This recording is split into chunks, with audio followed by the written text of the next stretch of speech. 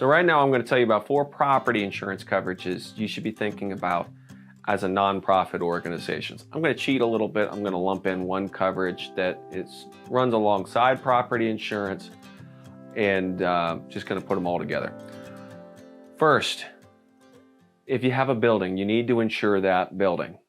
So if you are a food pantry and you have a warehouse where you keep your food, if you're a group home and you own the home where you operate, you need to make sure that you are insuring that building to value so that you've got enough to replace it. One of the worst things to think about in this scenario would be if your building burned down and you were short hundreds of thousands of dollars that you would need to put that structure back.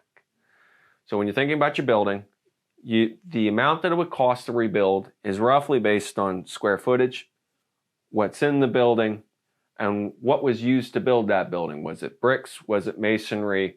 Was it steel? Was it wood? What type of roof is it? We can help you think through that process. Second type of property insurance to think about is contents. It's everything inside the building. It is desks, chairs, computer equipment.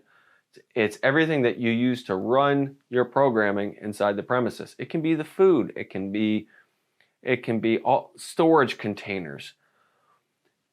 Contents coverage pays for things that are not attached to the building that are inside one of your structures. Third property coverage to think about is business income and extra expense coverage. If you've got a group home, there's a fire in the group home, you'll want the building back. The next thing you're going to be thinking about is going to be, where do the people go? How do I pay for the hotels if they're going to be out of the building for 2 weeks? How do I pay for the other facility to rent? How do I pay for overtime for my employees? That is business income and extra expense coverage. It's worth spending some time to think about how much money you would need in that type of scenario. Fourth coverage to think about, it sometimes gets split out separately, but runs alongside, is crime coverage, which has to do with embezzlement. With nonprofits in particular, one of the situations you'll see where there's embezzlement is a volunteer that's given too much authority, and it's because the nonprofit is super grateful that somebody's got accounting skills, so let's go ahead and let them do everything.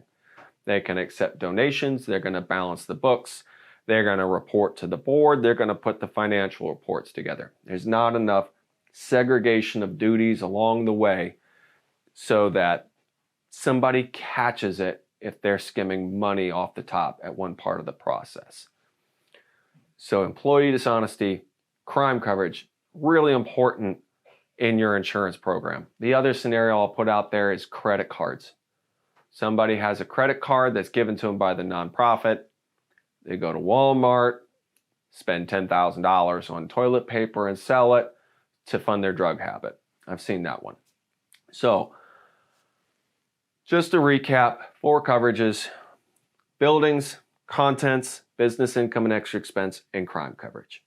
If any of this has you asking questions about your insurance program or your broker relationship, you'd like to talk to somebody with experience in your field, please reach out to us at www.bitnerhenry.com.